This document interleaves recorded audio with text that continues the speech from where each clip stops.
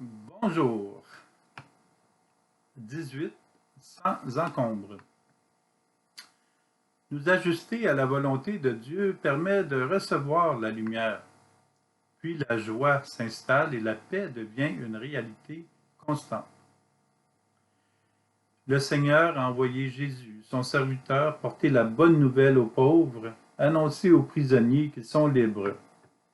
C'est l'acclamation à l'Évangile de la messe du dimanche, 7e semaine du temps ordinaire, année B.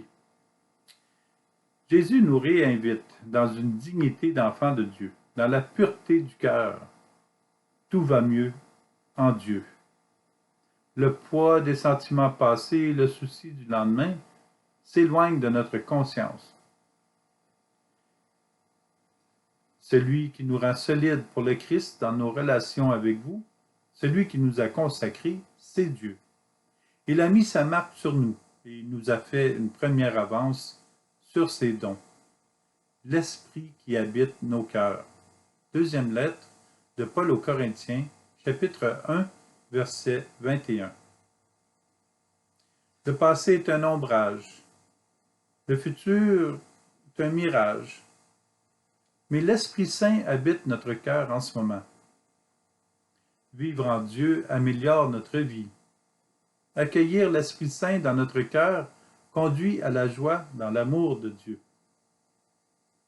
Mais lorsque nous traînons le passé sur nos épaules, nous combattons pendant des années et nous perdons de l'énergie.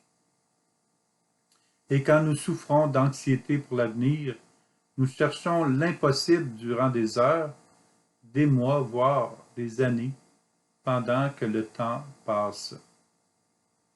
Dieu se rencontre dans le présent. Heureux les cœurs pauvres, le royaume des cieux est à eux.